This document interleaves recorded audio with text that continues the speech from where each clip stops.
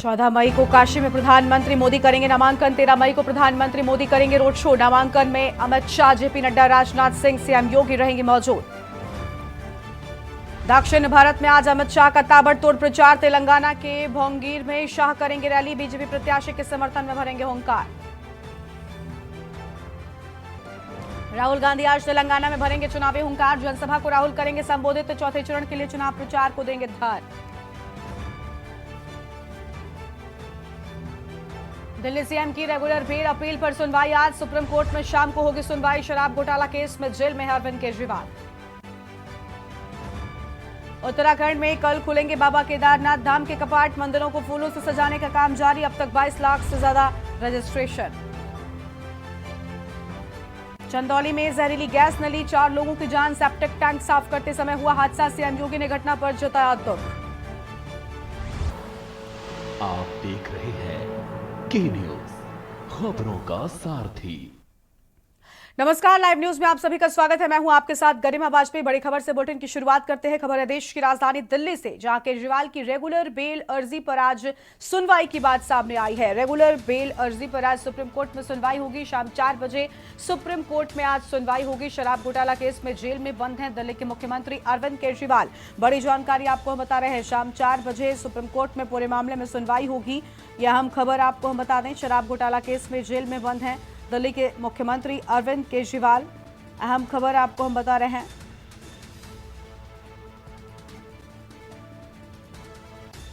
Regular bell अर्जी पर सुनवाई की बात सामने आई है। ये अहम खबर आपको हम बता दें, जहां पर शराब घोटाला केस में जेल में बंद हैं दिल्ली के मुख्यमंत्री अरविंद केजरीवाल।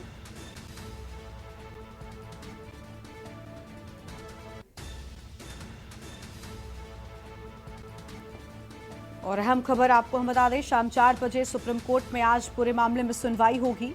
तो शाम 4 बजे होगी सुनवाई। शराब घोटाला केस में जेल में बंद हैं दिल्ली के मुख्यमंत्री अरविंद केजरीवाल। और केजरीवाल की रेगुलर बेल अर्जी पर आज सुनवाई की बात सामने आई है। ये बड़ी जानकारी आपको हम बता रहे हैं, जहां पर रेगुलर बेल अर्जी पर आज सुनवाई होगी। इस वक्त की अहम खबर आपको हम बता दें, शाम 4 बजे सुप्रीम कोर्ट में सुनवाई की बात सामने आ रही है। दिल्ली से खबर, केजरीवाल की रेगुलर बेल अर्जी पर आज सुनवाई। रेगुलर बेल अर्जी पर आज सुप्रीम कोर्ट सुनवाई करने वाला है। तो दिल्ली से बड़ी जानकारी, शाम 4 बजे पूरे मामले में आज सुनवाई होगी। तो शाम 4 बजे पूरे मामले में होगी सुनवाई। बड़ी जानकारी, शराब घोटाला केस में जेल में बंद हैं दिल्ली के मुख्यमंत्री अरविंद केजरीवाल।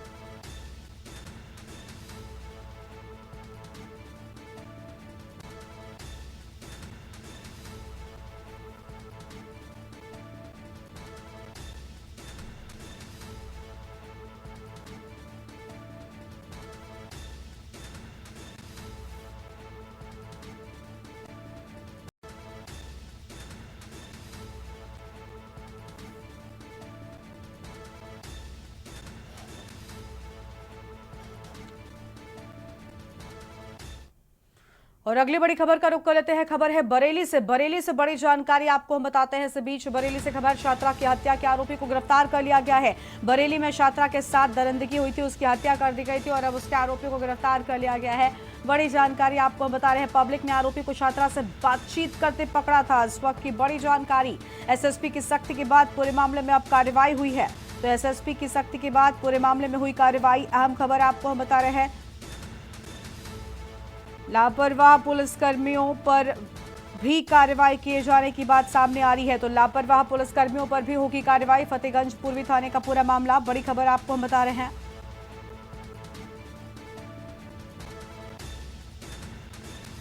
और बताया जा रहा है कि पूरे मामले में कुछ देर बाद पुलिस खुलासा करने वाली है। एसएसपी की सख्ती के बाद आरोपी को गिरफ्तार कर लिया गया है। इस वक्त की अहम जानकारी आपको बता रहे हैं। पब्लिक ने आरोपी को छात्रा से बातचीत करते पकड़ा था। बरेली से बड़ी खबर, एसएसपी की सख्ती के बाद पूरे मामले में बड़ा एक्शन हुआ है। आरोपी को गिरफ्तार कर लिया गया है, ऐसी जानकारी सामने आ रही है।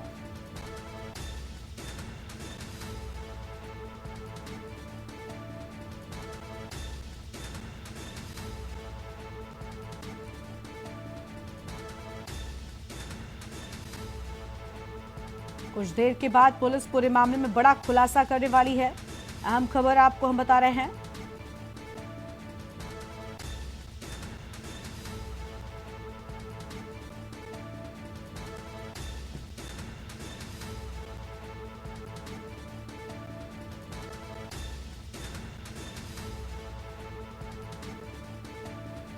तो एसएसपी की सख्ती के बाद पूरे मामले में बड़ा एक्शन, लापरवाह पुलिसकर्मियों पर अब बड़ी कार्रवाई की बात सामने आ रही है।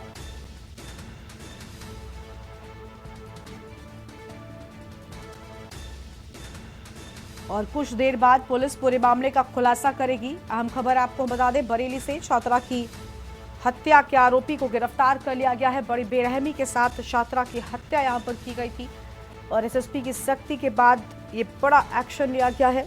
हालांकि आपको बता दें कि पब्लिक ने भी आरोपी को छात्रा से बात करते पकड़ा था। और ब्यूरो चीफ शानू कुमार हमारे साथ में एक बार फिर से जुड़ चुके हैं। शानू, अभी कुछ देर पहले ही अपने दर्शकों को हमने एक खबर बताई जिसमें बड़ी दरिंदगी के साथ एक छात्रा की हत्या कर दी गई, लेकिन अब जानकारी मिल रही है कि एसएसपी के एक्शन के बाद गिरफ्तारी हो गई है आरोपी की। शानू, आवाज मिल रही है आपको? भाई कनेक्ट हो गया तब रखे हम यार। शानू, आवाज पहुंच रही है आप तक हमारी? नहीं रहे हैं। तो देखिए, बड़ी जानकारी आपको हम बता दें, जहां पब्लिक ने आरोपी को छात्रा से बातचीत करते पकड़ा था। बड़ी खबर आपको हम बता रहे हैं इस वक्त की अहम जानकारी, जहां पर एसएसपी की सख्ती के बाद कार्रवाई हुई है। तो एसएसपी की सख्ती के बाद हुई कार्रवाई, लापरवाह पुलिसकर्मियों पर भी कार्रवाई की जाएगी। अहम जानकारी आपको हम बता रहे हैं। शानू, आवाज मिल रही है आपको? जी बिल्कुल। शानू, अभी कुछ देर पहले ही अपने दर्शकों के साथ में हमने एक खबर साझा की जिसमें साफ तौर पर दरिंदगी की सभी हदें पार कर दी गई थी इस छात्रा की हत्या में, लेकिन अब एसएसपी ने सख्ती दिखाई और आरोपी को गिरफ्तार किया गया है। देखिए गरिमा, निश्चित तौर पे के न्यूज ने प्रमुखता से इस खबर को दिखाया और कहीं ना कहीं जो बरेली के आला अधिकारी थे उनकी जो कार्यवाही थी, उनकी जो सुस्तपना था वो एकदम से एक्टिव मोड में आया। और कहीं ना कहीं अब एसएसपी घुले सुशील चंद्रवान की जो फटकार लगाई गई, जो जिस तरीके से उन्होंने अपने जो कर्मचारी हैं, अपने जो पुलिस के अधिकारी हैं, लोकल पुलिस है, उनकी फटकार लगाई गई। तो कहीं ना कहीं जो हत्या का आरोपी था, जो नामजद था, उसको अब पुलिस ने गिरफ्तार कर लिया है। और कुछ देर बाद पूरे मामले पर कहीं ना कहीं बरेली पुलिस एक प्रेस कॉन्फ्रेंस कर सकती है या फिर एक अपना बयान जारी कर सकती है, जिसमें साफ तौर पर से पूरी वारदात का खुलासा किया जाएगा। लेकिन अभी की ताजा अपडेट है, इसमें हमने एसपी नॉर्थ यानी कि मानुष पारिक से बातचीत की और उन्होंने साफ तौर पर से कहा है कि एक आरोपी को गिरफ्तार कर लिया गया है और जो दूसरा आरोपी नामजद है यानी कि उसका जो पड़ोसी है उसको भी जल्द से जल्द गिरफ्तार किया जाएगा। लेकिन अभी की ताजा अपडेट यही है कि जो मुख्य आरोपी था फरहाद, उससे पहले कहीं ना कहीं जिस तरीके से हम पहले भी के न्यूज पर लगातार बताते आए और वही चीज पर एक मोहर भी लगी है कि इस लड़की से पहले भी उस लड़के का कोई ना कोई टच रहा है। उसमें इससे पहले इसको पब्लिक ने पकड़ा था बातचीत करते हुए, छेड़खानी के दौरान पकड़ा गया था। उसका कहीं ना कहीं गुस्सा उसका उभरा और गुस्से के बाद ही इस घिनौनी वारदात को जो है अंजाम दिया गया और लड़की को मौत के घाट उतारा गया। फिलहाल अब कहीं ना कहीं जो परिजन है उसको एक बड़ा न्याय मिलने की आस जगी है और एसएसपी घुले सुशील चंद्रवान ने बड़ी कार्रवाई करने के आदेश दिए हैं। और कहीं ना कहीं जो लापरवाह पुलिसकर्मी थे जिन्होंने लोकल स्तर पर कार्रवाई नहीं की, उन पर भी गाज गिरती हुई नजर आएगी। गरिमा, बिल्कुल साफ तौर पर यहाँ पर हम कह सकते हैं कि के न्यूज ने प्रमुखता से इस खबर को उठाया और उसके बाद पूरे मामले में एक्शन हुआ है, आरोपी गिरफ्तार हुआ है। शुक्रिया आपका शानू हमारे साथ जुड़ने के लिए और हम खबर साझा करने के लिए। बरेली में छात्रा का हत्यारोपी गिरफ्तार कर लिया गया है। कुछ देर बाद पुलिस पूरे मामले में बड़ा खुलासा भी करने वाली है।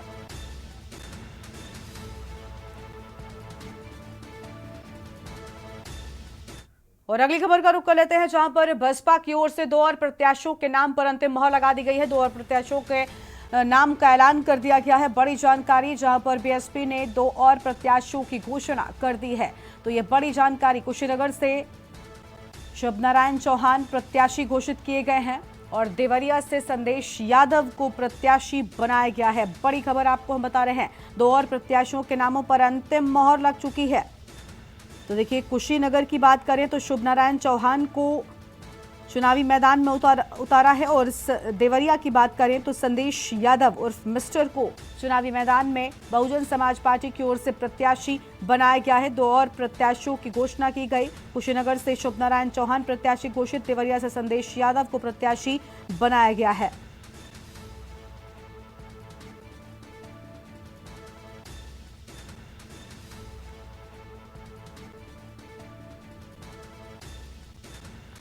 फिलहाल ये बड़ी जानकारी आपको हम बता रहे हैं।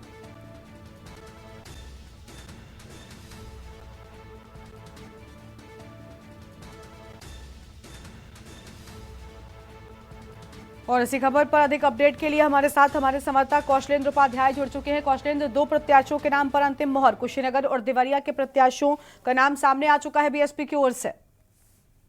जी बिल्कुल, देखिए आपको बताएं कि बहुजन समाज पार्टी की तरफ से आज दो प्रत्याशी की घोषणा की। इसी के साथ अब पूरे 80 लोकसभा सीटों पे बहुजन समाज पार्टी ने अपने तरफ से प्रत्याशी उतार दिया है। हालांकि जो है कई ऐसे लोकसभा क्षेत्रों में है जहां पे कई बार प्रत्याशियों का बदलाव हुआ, लेकिन जो अंतिम मुहर है वो बसपा सुप्रीमो मायावती की तरफ से लगाई गई है। और उसमें जो है आज अभी जो दो लोकसभा क्षेत्र अभी जो बचे हुए थे उस पे आज उन्होंने घोषणा कर दी। उसी क्रम में देवरिया और कुशीनगर लोकसभा क्षेत्र से प्रत्याशियों की घोषणा आज बसपा सुप्रीमो मायावती की अंतिम मुहर से लग गई है। बिल्कुल, साफ तौर पर यहां पर दो प्रत्याशियों के नाम पर अंतिम मोहर लग चुकी है। शुक्रिया कौशलेंद्र आपका अधिक जानकारी के लिए। तो ये बड़ी खबर आपको बता दें, जहां पर बीएसपी ने 2 और प्रत्याशियों के नाम का ऐलान कर दिया है।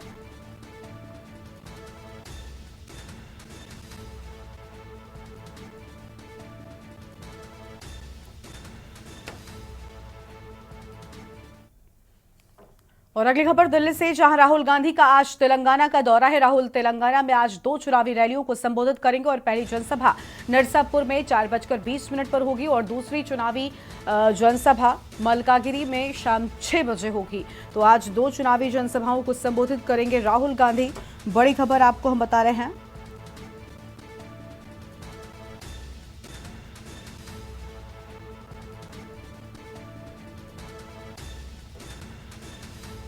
तो यह अहम खबर, राहुल तेलंगाना में आज 2 चुनावी रैलियों को संबोधित करेंगे। अहम जानकारी आपको हम बता रहे हैं। और पहली जनसभा नरसापुर में 4:20 पर होगी। अहम खबर आपको हम बता दें, दिल्ली से खबर, राहुल गांधी का आज तेलंगाना का दौरा है। तो आज तेलंगाना के दौरे पर राहुल गांधी 2 चुनावी जनसभाओं को संबोधित करने के लिए पहुंचेंगे।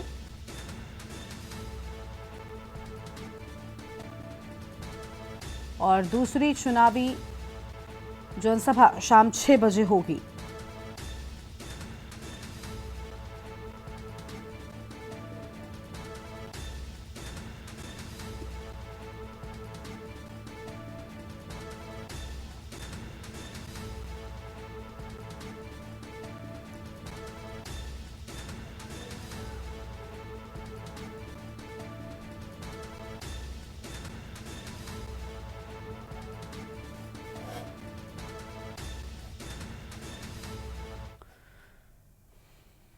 और दिल्ली से अगली खबर है, जहां आज दक्षिण भारत के दौरे पर अमित शाह और गृह मंत्री अमित शाह का आज दक्षिण भारत का दौरा है। तेलंगाना के भोगीर लोकसभा क्षेत्र का दौरा करेंगे। 10:50 पर भोगी लोकसभा में चुनावी रैली होगी। बड़ी जानकारी आपको हम बता रहे हैं, तेलंगाना के भोगीर लोकसभा क्षेत्र का दौरा करेंगे। अहम जानकारी आपको हम बता दें, 10:50 पर भोगी लोकसभा में चुनावी रैली करने के लिए पहुंचेंगे। बड़ी खबर आपको हम बता रहे हैं।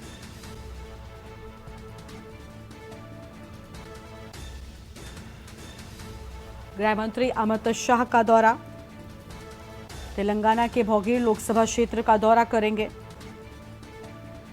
10:50 पर भोगी लोकसभा में चुनावी रैली होगी। ये बड़ी जानकारी आपको हम बता रहे हैं। गृह मंत्री अमित शाह का दक्षिण भारत का दौरा, तेलंगाना के भोगीर में पहुंचेंगे और 10:50 पर भोगी लोकसभा में चुनावी रैली होगी।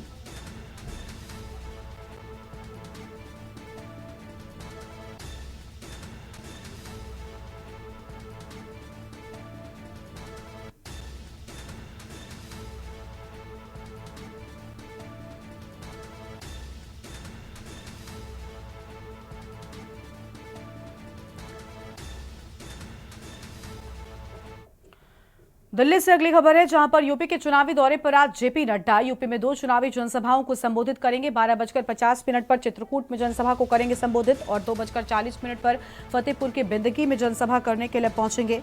यह अहम जानकारी आपको हम बता रहे हैं।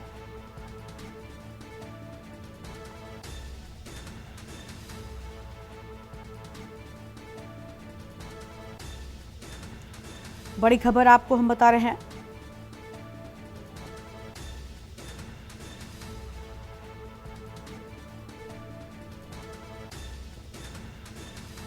अहम जानकारी, जहां पर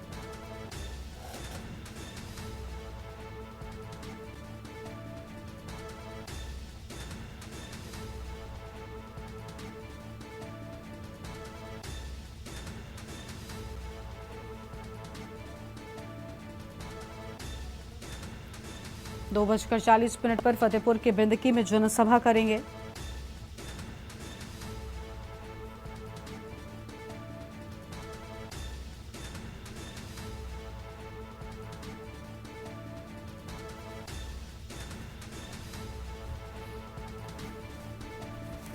तो ये बड़ी जानकारी आपको हम बता दें, जहां 2:40 पर फतेहपुर में पहुंचेंगे और जनसभा में संबोधित करते हुए नजर आएंगे। आगे बढ़ेंगे खबरों की ओर। अगली खबर है लखनऊ से, जहां पर 13 मई को प्रधानमंत्री मोदी का काशी का दौरा है। 13 मई को प्रधानमंत्री मोदी काशी में रोड शो करेंगे और 13 मई शाम 5 बजे वाराणसी में रहेंगे। 14 मई को प्रधानमंत्री मोदी काशी में भरेंगे पर्चा। अमित शाह, राजनाथ सिंह, जेपी नड्डा शामिल होंगे। सीएम योगी और एनडीए सहयोगी भी मौजूद रहेंगे। प्रधानमंत्री मोदी के कार्यक्रम की सभी तैयारियों को तेज कर दिया गया है। चौथे चरण में वोटिंग के दिन प्रधानमंत्री का रोड शो। बड़ी जानकारी आपको हम बता रहे हैं।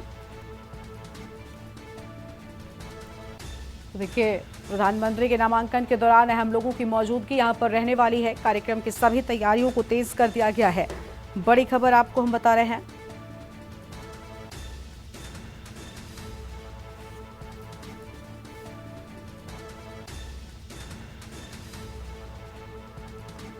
बड़ी खबर,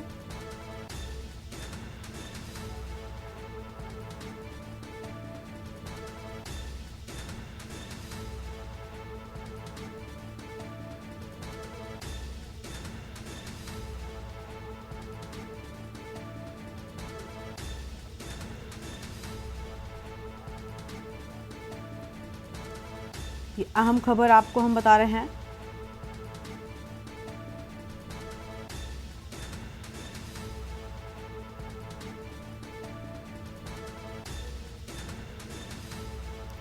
जहां पर 13 मई को प्रधानमंत्री मोदी का काशी में होगा रोड शो। तो 13 मई को प्रधानमंत्री मोदी का काशी में होगा रोड शो। प्रधानमंत्री 13 मई शाम 5 बजे यहां पर रोड शो शुरू करेंगे। अहम जानकारी आपको हम बता रहे हैं।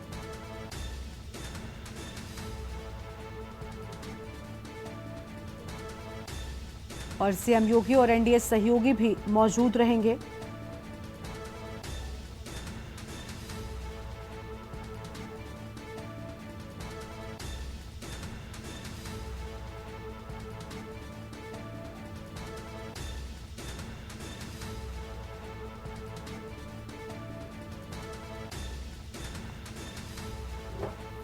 और संदीप मिश्रा इसी खबर पर अधिक बातचीत के लिए हमारे साथ में जुड़ चुके हैं। संदीप, 13 मई को शाम 5 बजे वाराणसी में प्रधानमंत्री का विशाल रोड शो होना है।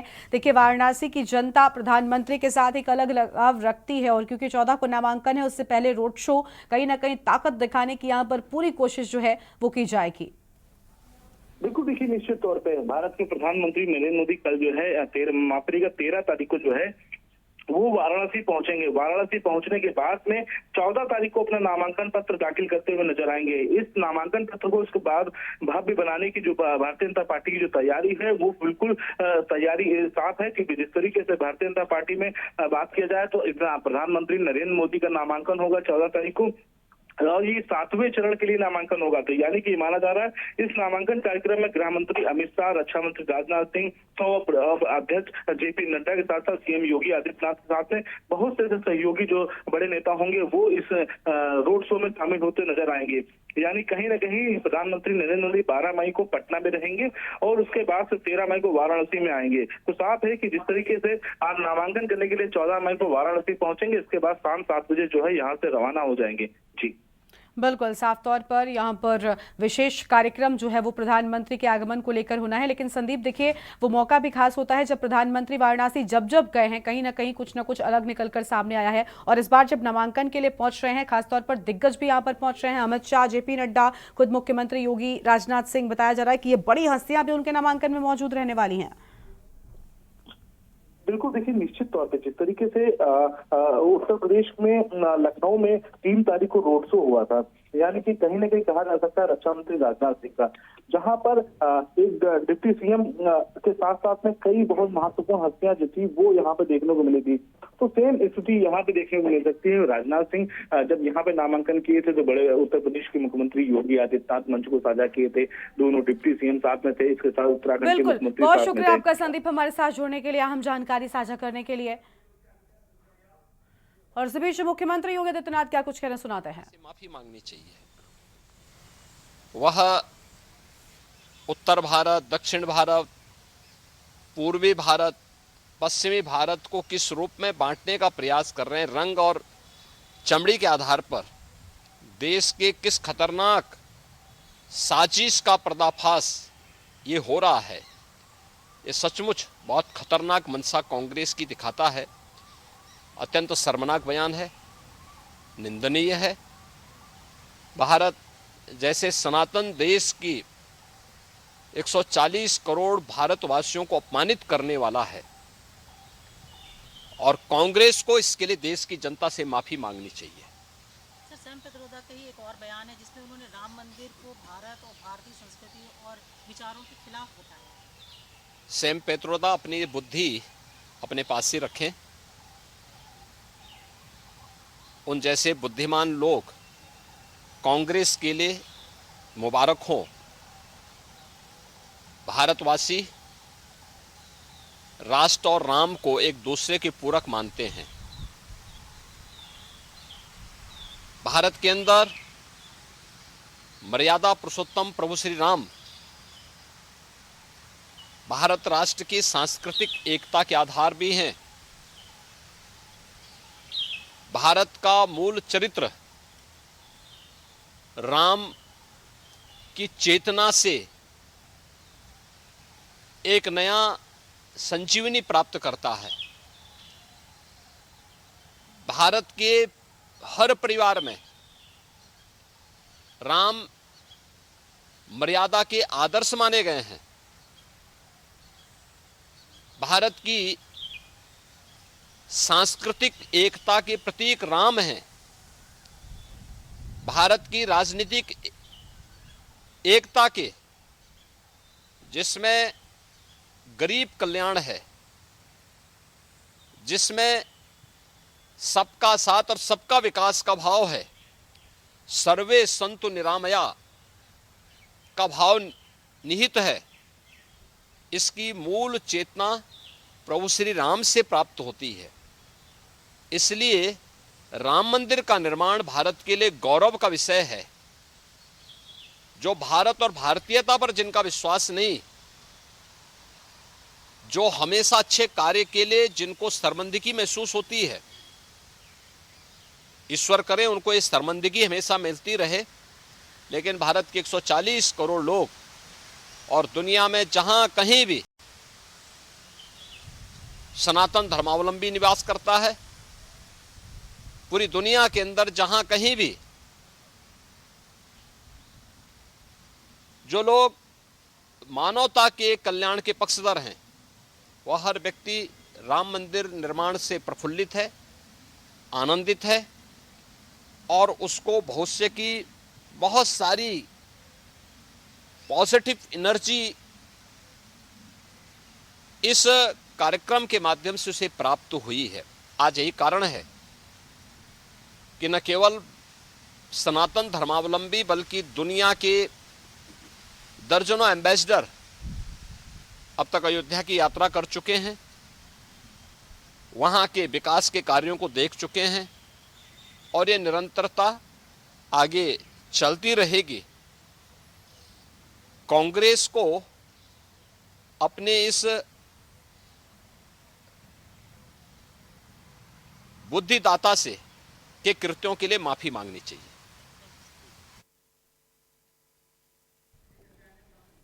लखनऊ से आप सुन रहे थे मुख्यमंत्री योगी आदित्यनाथ को, जिनकी ओर से अहम बातें कही गई हैं।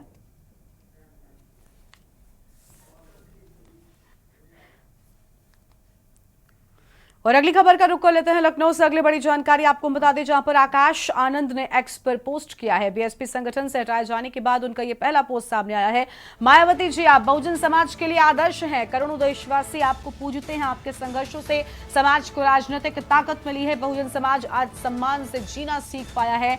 आप हमारी सर्वमान्य नेता हैं। आपका आदेश सर माथे पर। भीम मिशन, अपने समाज के लिए लड़ता रहूंगा, अपने समाज के लिए अंतिम सांस तक लड़ता रहूंगा। ये बड़ी बातें आकाश आनंद की ओर से अपने इस पोस्ट में इनका जिक्र किया गया है। तो ये बड़ी जानकारी आपको बता दें कि हाल ही में बीएसपी सुप्रीमो की ओर से आकाश आनंद से सभी पद छीन लिए गए। इसके साथ ही उन्हें अपने उत्तराधिकारी पद से भी बीएसपी सुप्रीमो ने हटाया था। अब इस सब के बाद उनकी ये पहली प्रतिक्रिया सामने आई है। बड़ी जानकारी आपको हम बता रहे हैं, जहां पर एक्स पर उनकी ओर से ये अहम बातें लिखी गई हैं। उन्होंने साफ तौर पर लिखा कि आपका आदेश सिर माथे पर, मैं अपने अंतिम वक्त तक इस समाज के लिए लड़ता रहूंगा।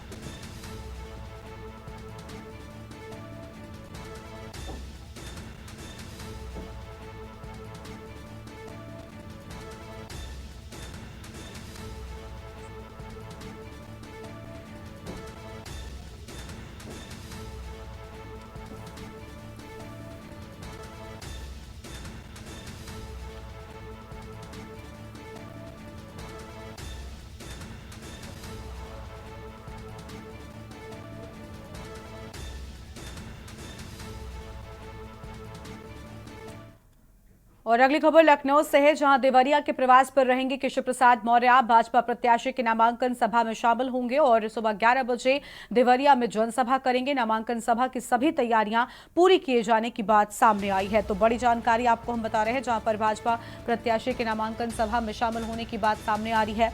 अहम खबर आपको बता दें, सुबह 11 बजे देवरिया में जनसभा होगी।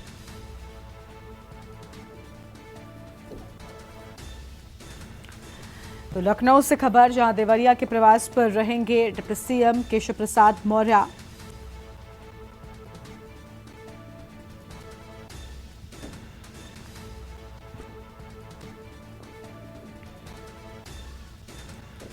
और नामांकन सभा की सभी तैयारियों को पूरा कर लिया गया है।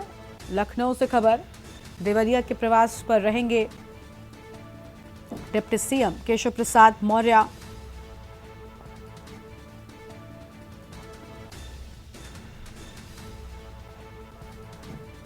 सुबह 11 बजे होगी जनसभा।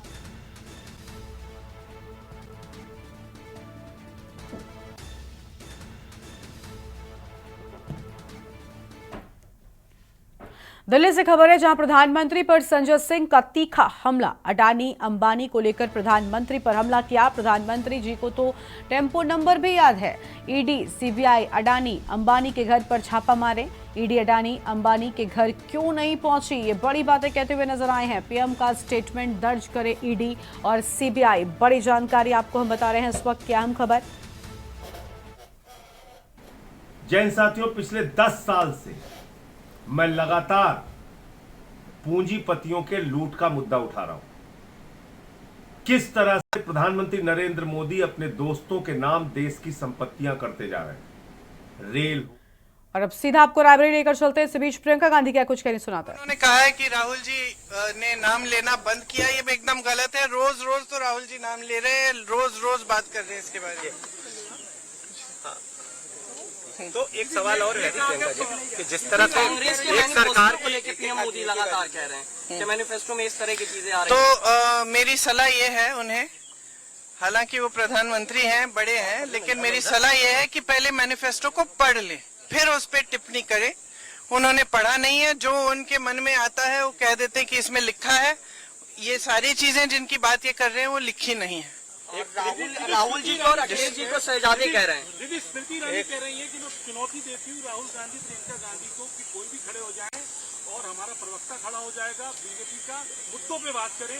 मुद्दों पे बात नहीं कर रहे हैं आप। हम मुद्दे पे बात नहीं कर रहे हैं, लेकिन आप तो देख रहे हैं कि रोज रोज मुद्दों पे बात कर रहे हैं। वो लोग पता नहीं क्या क्या कह रहे हैं और क्या चुनौती है। रोज रोज तो मैं मुद्दों पे ही बात करती हूँ। महंगाई, बेरोजगारी, इन पे कौन बात कर रहा है बीजेपी में? कोई नहीं कर रहा है। ये एकदम झूठ है।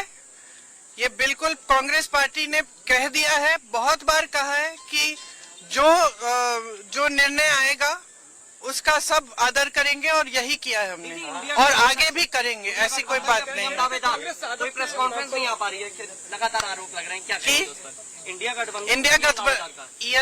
गठबंधन ने कह दिया है, बहुत बार सब नेताओं ने कहा है कि ऐसी जब परिस्थिति बनेगी तो सब इकट्ठे बैठ के तय करेंगे। अब आपने बात पूछ लिया। मुस्लिम पॉपुलेशन के बढ़ने की बात हो रही है और भारतीय जनता पार्टी के जो नेता है, मैं आपसे पूछना चाहती हूँ कि आप लोग मीडिया के हैं, ठीक है, आपका धर्म ये होना चाहिए कि चुनाव के समय आप उन मुद्दों की बात करें जिनसे जनता के जीवन जिनसे जुड़ा है। आप खाम ये सारे मुद्दे उठाते हैं जो बीजेपी के नेता चाहते हैं कि आप उठाएं, ठीक है। ये मुद्दे नहीं है, मुद्दे हैं बेरोजगारी, मुद्दा है महंगाई, मुद्दा है महिलाओं पे जो अत्याचार हो रहे हैं, मुद्दा है कि किसानों के साथ क्या हो रहा है, किसान क्यों कमा नहीं पा रहा है खेती से, उनके लिए क्या किया है सरकार ने, ये है मुद्दा। लेकिन गिरिराज सिंह कांग्रेस को दोष दे रहे हैं इसके लिए। किसी को भी कुछ भी बोल दें, ये लोग तो कुछ भी बोल दें, रोज रोज कुछ नया बोलते हैं, अपने आप कोई मुद्दा निकालते हैं, आप लोग उसको उछाल देते हो क्योंकि आप भी जो उनका वो कहते हैं आप वही करते हो। तो मैं आपसे आग्रह कर रही हूँ कि आप मीडिया हैं, आप कम से कम चुनाव के समय वो मुद्दे उठाएं जिनसे जनता का ताल्लुक है। जनता को मतलब आज किस चीज से है, महंगाई से है, बेरोजगारी से है, खेती में जो मुश्किलें हैं उससे है, तो इनकी बात क्यों नहीं कर रहे आप, इस पे क्यों नहीं डिबेट कराते आप? लेकिन असदुद्दीन वैसे भी नहीं, आप उसी चीज पे अटके हुए ना। मैं बार बार आपको यही कह रही हूँ, असदुद्दीन ओवैसी जी सीधा भाजपा के साथ काम कर रहे हैं। जहां भाजपा को जरूरत है कि वो किसी को खड़ा कर दे, बाकी पार्टियों को पीछे रखने के लिए वो कर रहे हैं। ये बात बहुत स्पष्ट हो गई है, तेलंगाना के चुनाव में ये बात बहुत स्पष्ट हो गई है। ये दिखाता है कि भाजपा की सरकार जो है और उनके नेता जो है वो महिलाओं के पक्ष में कभी खड़े नहीं हो सकते, क्योंकि जब वो महिला ओलंपिक के मेडल लेके आई तब तो मोदी जी ने उनको घर बुला के उनके साथ चाय पी और उनके साथ फोटो खिंचवा दी और ये कह भी दिए, पूरी मीडिया ने, आप सब ने कहा कि मोदी जी हैं तो मुमकिन है। जब उसी महिला ने बाहर बैठ के आंदोलन किया, सड़क पे बैठ के, जब उसी महिला ने कहा कि मेरे साथ अत्याचार हुआ है, तो किसी ने उसको पूछा तक नहीं। वो रो रही थी जब मेरे से मिली, उसने मुझे कहा कि मुझे मेडल मिला। मैंने सोचा था कि अगर मैं बैठूंगी तो कम से कम मेरी सुनवाई होगी, कोई तो सुनेगा, लेकिन सरकार में किसी ने नहीं सुना। और आज ये परिस्थिति है कि कि उनके बेटे को टिकट मिल गया है चुनाव में, तो ये स्पष्ट हो गया है कि महिलाओं के अत्याचार की बात, महिलाओं के आरक्षण की बात, ये सब चीजें जो जब ये लोग कहते हैं कि हम खड़े हैं महिलाओं के लिए या हम आरक्षण दिलवा रहे हैं, तो ये सब उनके लिए चुनावी जुमले हैं, बस इससे ज्यादा कुछ नहीं है। कौन सा?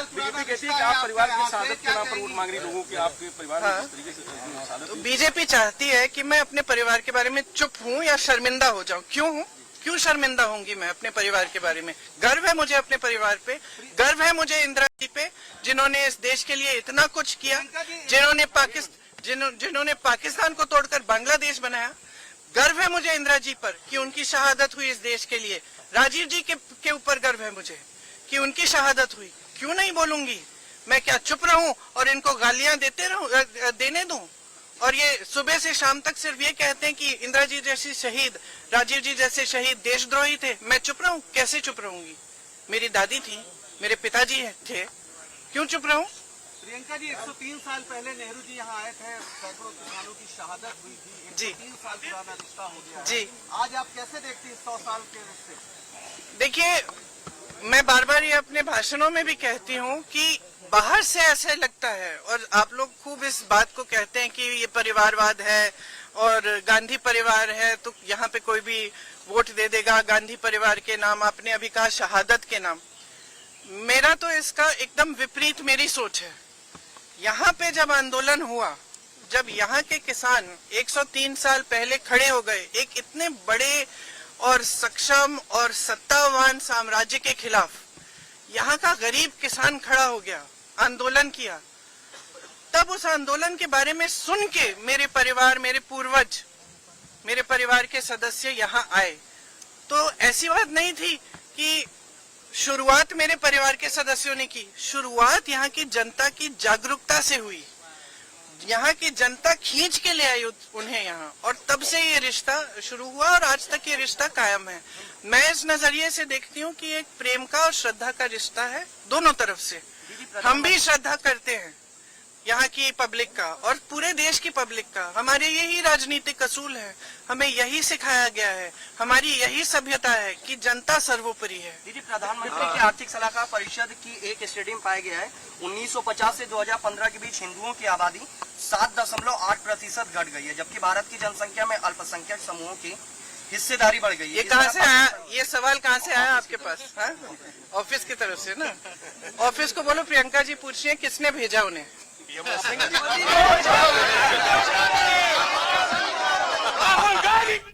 तो आप सुन रहे थे प्रियंका गांधी को, जिनकी ओर से अहम बातें कही गई हैं। इसके साथ ही भारतीय जनता पार्टी पर वो बड़ा हमला बोलती हुई नजर आई हैं। आगे बढ़ते हैं खबरों की ओर। अगली खबर आपको लखनऊ से बताते हैं, जहां बीजेपी प्रदेश अध्यक्ष भूपेंद्र चौधरी का दौरा है। चित्रकूट, फतेहपुर, लखनऊ का करेंगे दौरा। 3 जिलों में भूपेंद्र चौधरी चुनावी रैली करेंगे और 1 बजे चित्रकूट में जनसभा को संबोधित करेंगे। दोपहर 2:40 पर फतेहपुर में रैली करेंगे। बड़ी जानकारी आपको हम बता रहे हैं। इस वक्त की अहम खबर आपको हम बता दें, यहाँ पर उनके आगमन को लेकर सभी तैयारियां पूरी किए जाने की बात सामने आई है।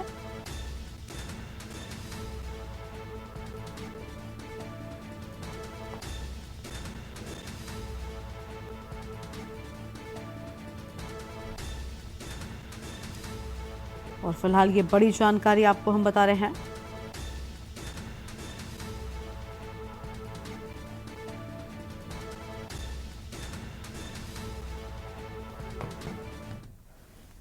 जहां बीजेपी प्रदेश अध्यक्ष भूपेंद्र चौधरी का दौरा है।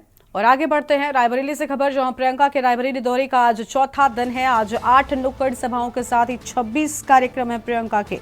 बड़ी जानकारी आपको बता दें, जहां पर आज अलग अलग जगहों में कार्यक्रमों में शामिल होने के लिए प्रियंका गांधी पहुंचने वाली हैं। और आज सदर विधानसभा क्षेत्र में रहेंगी प्रियंका गांधी। बड़ी जानकारी आपको हम बता रहे हैं।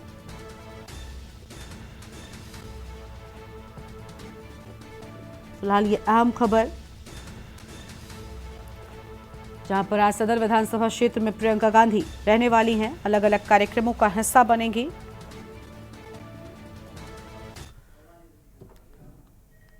और अगली खबर का रुख कर लेते हैं, जहां प्रियंका गांधी ने प्रधानमंत्री पर बड़ा हमला बोला है। इस वक्त की बड़ी खबर आपको हम बता दें, महिलाओं के हमदर्द, चुनावी जुमला। रायबरेली में बीजेपी पर जमकर बरसी प्रियंका गांधी।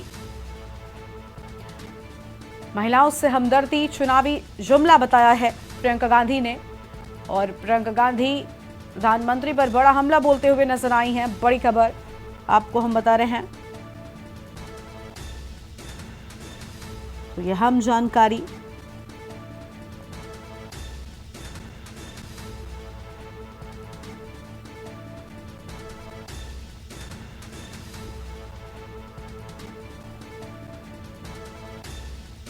महिलाओं से हमदर्द, चुनावी जुमला। बड़ी जानकारी आपको हम बता दें, जहां पर रायबरेली में बीजेपी पर जमकर बरसी है प्रियंका गांधी। इस वक्त की अहम खबर आपको हम बता दें, जहां पर चुनाव के वो मुद्दे उठाएं जो जरूरी हैं। तो प्रियंका गांधी ये सारी बड़ी बातें कहते हुए नजर आई हैं। प्रियंका गांधी का प्रधानमंत्री पर बड़ा हमला सामने आया है। उन्होंने साफ तौर पर कहा कि चुनाव के वो मुद्दे उठाएं जिनसे ताल्लुक है, न कि इधर उधर की बातें करें। तो रायबरेली के दौरे पर है प्रियंका गांधी और इस दौरान भारतीय जनता पार्टी पर बड़ा हमला, इसके साथ ही प्रधानमंत्री पर भी निशाना साधते हुए नजर आई। ओवैसी को लेकर भी उन्होंने कहा कि ओवैसी भाजपा के लिए काम करते हैं, मोदी महंगाई, भ्रष्टाचारी पर डिबेट क्यों नहीं करते। ये सारे बड़े मुद्दे प्रियंका गांधी की ओर से उठाए गए हैं। तो महिलाओं से हमदर्दी को उन्होंने चुनावी जुमला करार दिया है। बड़ी खबर आपको हम बता रहे हैं।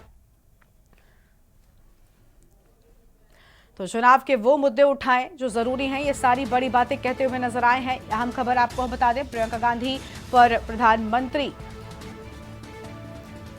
पर प्रियंका गांधी ने बड़ा हमला बोला है और उन्होंने कहा कि महिलाओं से हमदर्दी चुनावी जुमला है। रायबरेली में प्रियंका पहुंची हुई हैं और यहां पर बीजेपी पर जमकर बरसी हैं प्रियंका गांधी। तो इस वक्त की अहम जानकारी आपको हम बता रहे हैं।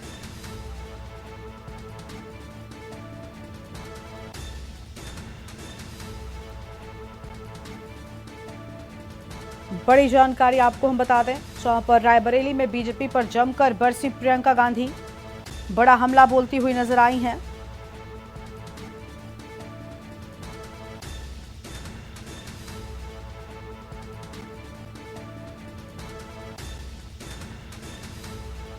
ये बड़ी जानकारी आपको हम बता दें और इसी खबर पर अधिक अपडेट के लिए हमारे साथ हमारे संवाददाता केशवानंद शुक्ला जुड़ चुके हैं। केशवानंद, बड़ी बातें कहती हुई नजर आई हैं प्रियंका गांधी, और इस दौरान जब उनसे पूछा गया कि क्या मुद्दे हैं, तब इस दौरान उन्होंने मुद्दे भी उठाए और कहा कि प्रधानमंत्री वो मुद्दे उठाएं जिनकी जरूरत है, जो चुनावी मुद्दे हैं, इधर उधर की बातें ना करें। कहीं ना कहीं बड़ा हमला है।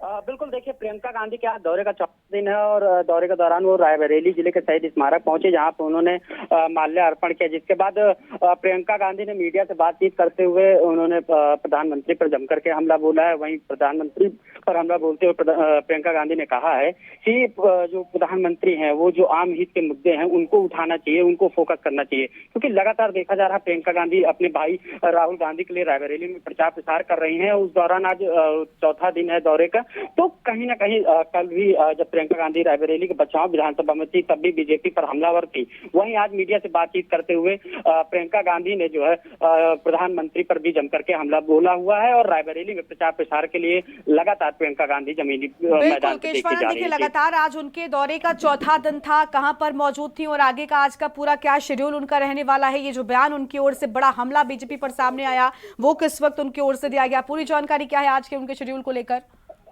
बिल्कुल, देखिए प्रियंका गांधी का आज दौरे का चौथा दिन है। सबसे पहले वो सदर विधानसभा क्षेत्र में स्थित शहीद स्मारक पहुंची हैं, जहां पर उन्होंने माल्यार्पण किया है, शहीदों को नमन किया है। जिसके बाद उन्होंने बीजेपी सरकार पर हमला बोलते हुए वो आगे के कार्यक्रम के लिए निकल गई है। प्रियंका गांधी रायबरेली के सदर विधानसभा क्षेत्र की कलसाह के लिए निकली हुई है। वहीं बताया जा रहा है कि आज प्रियंका गांधी जो है 8 नुक्कड़ सभाओं में भाग लेंगी, साथ ही तकरीबन 1 दर्जन से अधिक स्थानों पर रुकेंगी, जिन लोगों से मुलाकात करेंगे। लेकिन 8 नुक्कड़ सभाएं हैं सदर विधानसभा में, जिसके लिए प्रियंका गांधी यहां से निकल चुकी हैं। जी बिल्कुल, साफ तौर पर हम देख पा रहे हैं कि देखिए बड़ा हमला बोलती हुई नजर आई केशवानंद। जिस तरीके से उन्होंने आज प्रधानमंत्री पर बड़ी बातें कही और साफ तौर पर उन्होंने ये भी कहा कि देखिए हम क्यों चुप रहें, क्या हम सुनते रहें अपने परिवार के लोगों पर जो बड़ी बातें उनकी ओर से कही जाती हैं। ये सारी बातें भी जब उन्होंने उठाई तो कहीं ना कहीं बड़े आक्रामक अंदाज में वो हमला बोल रही थी। बिल्कुल, देखिए एक परिवारवाद लेकर के जिस प्रकार इन्होंने देखा जा रहा है, राजनीति काफी गर्म है कि परिवारवाद गांधी परिवार में चल रहा है।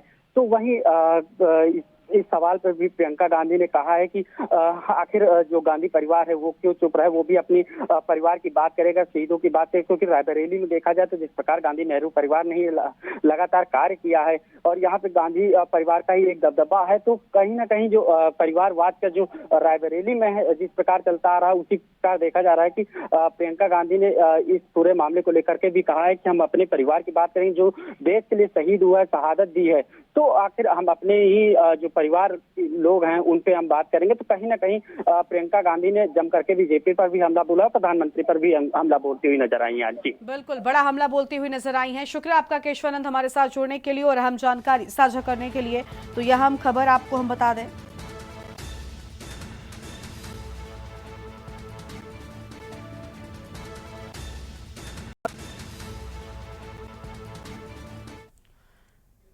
और आगे बढ़ते हैं खबरों की ओर। अगली खबर आपको बरेली से बताते हैं, जहां पर संदिग्ध परिस्थितियों में 2 बहनों की मौत की बात सामने आई है। एक युवती का फांसी के फंदे पर लटका मिला है शव, दूसरी युवती का जमीन पर पड़ा मिला था शव।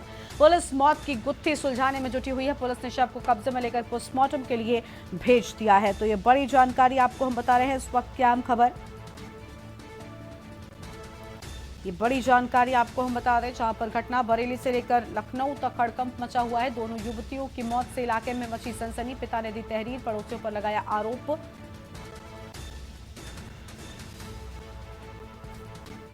2024 को सायंकाल 7 बजे एसओ तथा यूपी डायल 112 को द्वारा दूरभाष सूचना प्राप्त हुई कि ग्राम सफरी में 2 सगी बहनों ने अपने ही मकान के एक कमरे में फांसी से लटककर आत्महत्या कर ली। इस सूचना पर तत्काल स्थानीय पुलिस तथा उच्च अधिकारियों द्वारा मौका मुआयना किया गया। एक शव फंदे पर लटका हुआ था तथा दूसरा शव जमीन पर पड़ा हुआ था। दोनों शवों को कब्जे में लेकर पंचायत नामा पोस्टमार्टम की कार्रवाई प्रारंभ की गई। मृतकाओं के पिता के तहरीर पर पड़ोसी तथा दूर के रिश्तेदार आकाश व चांदनी को नामजद करते हुए मुकदमा आत्महत्या के दुष्प्रेरण का दर्ज किया जा रहा है। जो भी तथ्य विवेचना उपरांत आते हैं उस पर आवश्यक कार्रवाई की जाएगी। और अब सीधा आपको दिल्ली लेकर चलते हैं, जहां पर पूर्वी दिल्ली में मनोज तिवारी के रोड शो की शुरुआत हो चुकी है। तस्वीर आपको हम दिखा रहे हैं। देखिए यहाँ पर विशाल रोड शो का इंतजाम किया गया है और विशाल रोड शो लेकर निकले हुए हैं यहां से बीजेपी के प्रत्याशी मनोज तिवारी। इनके सामने इस बार कन्हैया कुमार इन्हें कड़ी टक्कर देते हुए नजर आ रहे हैं।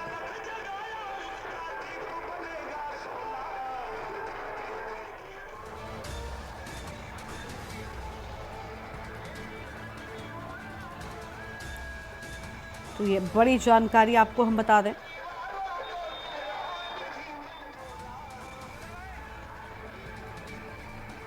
जहां पर दिल्ली से तस्वीर आपको हम दिखा रहे हैं।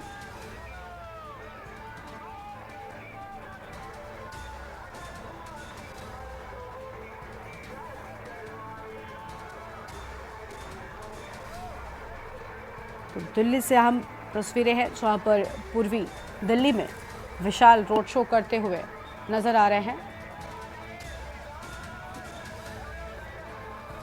तो दिल्ली में आपको बता दें कि उत्तर पूर्वी दिल्ली सीट से इस बार बीजेपी के प्रत्याशी हैं मनोज तिवारी और यहां पर विशाल रोड शो लेकर निकले हुए हैं।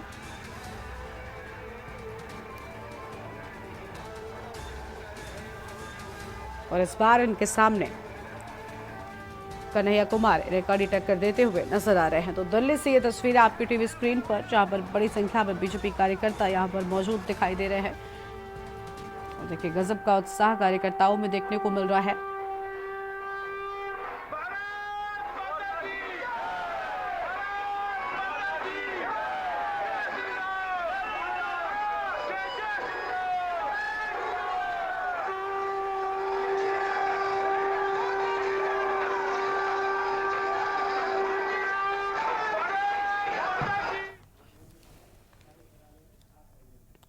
और अगली खबर का रुख कर लेते हैं। अगली बड़ी जानकारी आपको लखनऊ से बताते हैं, जहां पर 75 सरकारी अस्पतालों में खास सहूलियत मिलने की बात सामने आई है।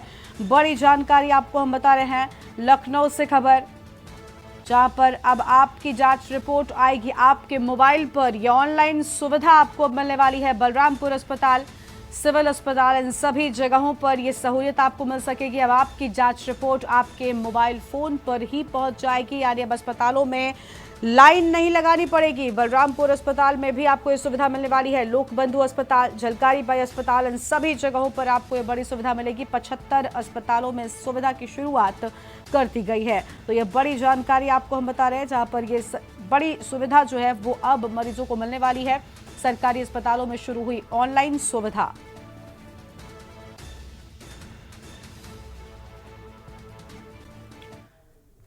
और अगली खबर रायबरेली से, जहां पर गृह मंत्री अमित शाह रायबरेली के दौरे पर है। बड़ी जानकारी आपको हम बता दें, 12 मई को गृह मंत्री अमित शाह का रायबरेली का दौरा। बड़ी खबर, 13 मई को सीएम योगी का रायबरेली दौरा है। तो देखिए, एक तरफ जहां कांग्रेस पार्टी की ओर से रायबरेली में राहुल गांधी प्रत्याशी हैं, तो वहीं आपको बता दें कि अपने बीजेपी प्रत्याशी दिनेश प्रताप सिंह के समर्थन में प्रचार करने के लिए भारतीय जनता पार्टी के भी दिग्गज उनके समर्थन में पहुंचेंगे। बड़ी जानकारी आपको हम बता दें।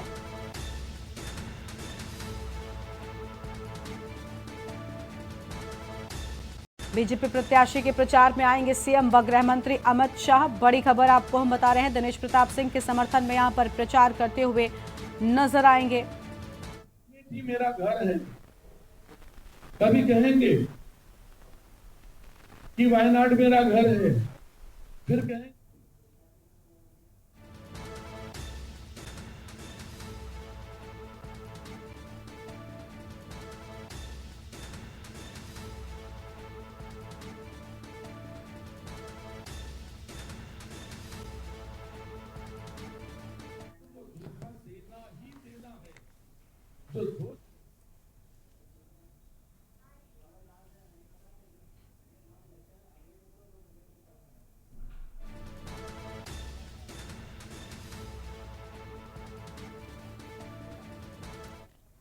और अगली खबर आपको लखनऊ से बताते हैं। अगली बड़ी जानकारी लखनऊ से, जहां पर अवैध संबंधों में रोड़ा बने युवक की हत्या कर दी गई। तो लखनऊ से बड़ी जानकारी, पत्नी ने प्रेमी व उसके दोस्त के साथ मिलकर हत्या कर दी। लखनऊ से ये बड़ी खबर आपको हम बता रहे हैं।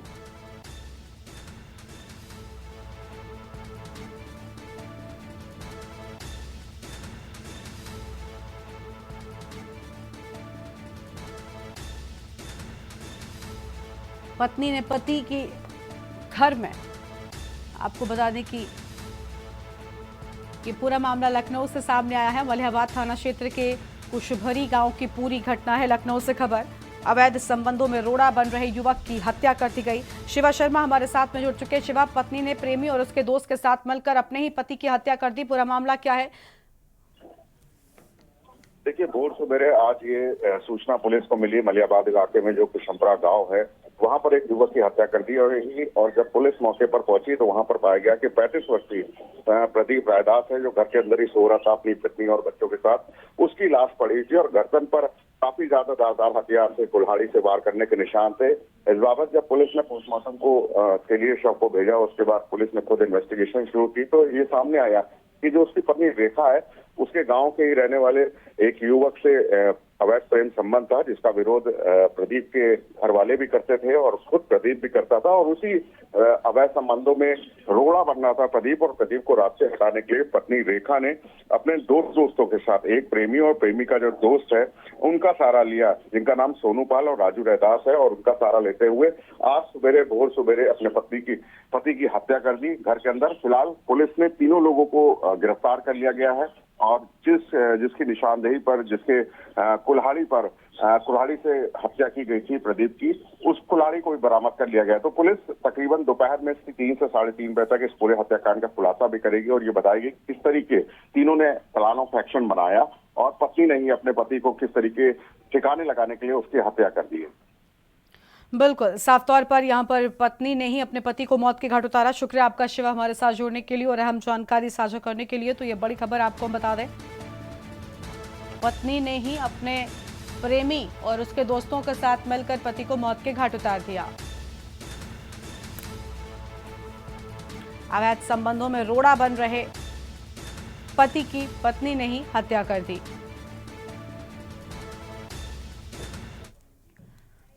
और अगली खबर है मैनपुरी से, जहां खून से लथपथ मिला युवक का शव के पास तमंचा भी पड़ा मिला है। युवक के सिर में गोली लगने से मौत हुई। गोली मारकर आत्महत्या की आशंका की बात सामने आ रही है। मौके पर पहुंची पुलिस घटना की जांच में जुटी हुई है। थाना किशनी इलाके के रायहार रोड की पूरी घटना बताई जा रही है। मैनपुरी से बड़ी खबर आपको बता दें, जहां पर शव के पास तमंचा भी पड़ा मिला है।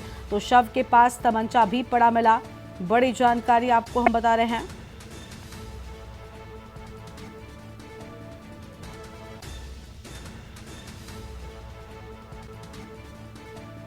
तो यह हम खबर आपको हम बता दें,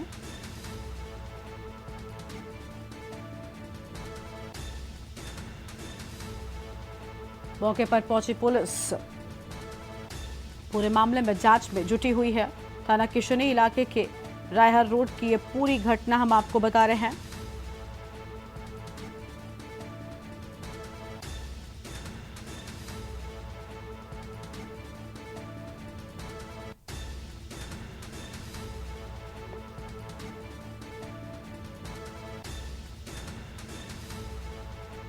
ये बड़ी खबर आपको हम बता दें, जहां पर गोली मारकर आत्महत्या की आशंका की बात सामने आई है। मौके पर पहुंची पुलिस पूरे मामले में जांच में जुट गई है।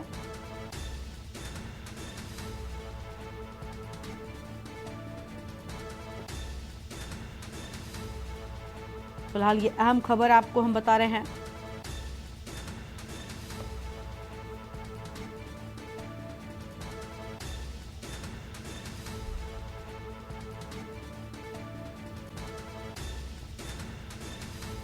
और इसी खबर पर अधिक अपडेट के लिए हमारे साथ मैनपुरी से हमारे संवाददाता चंद्रजीत जुड़ चुके हैं। चंद्रजीत, गोली मारकर आत्महत्या की आशंका जताई जा रही है, पूरे मामले में क्या जानकारी मिल पाई है अब तक? देखिए, आपको बता दें किशनी इलाके के रायहार रोड की मामला है पूरा। ये यहाँ पर एक युवक है, उसका शव खून से लथपथ मिला है और उसके शव के पास एक तमंचा पड़ा मिला है और युवक के सिर पर गोली लगी हुई है। और जैसे कि आशंका जताई जा रही थी कि गोली मारकर आत्महत्या की गई है। मामले में पुलिस छानबीन कर रही है और उसकी जांच कर रही है। आपको बता दें, युवक की पहचान पुलिस ने कर ली है। ये किशनी विकासखंड के ग्राम पंचायतपुर हसनपुर के जो प्रधान है अजब सिंह, उनका ये भांजा है। जी बहुत शुक्रिया चंद्रजीत आपका अधिक जानकारी के लिए। तो यह हम खबर आपको बता दें, जहां पर खून से लथपथ मिला युवक का शव। थाना किशनी इलाके के रायहार रोड की ये पूरी घटना हम आपको बता रहे हैं। गोली मारकर आत्महत्या की आशंका जताई जा रही है। लाइव न्यूज में फिलहाल इतना ही। तमाम खबरों के लिए आप देखते रहे के न्यूज इंडिया। नमस्कार।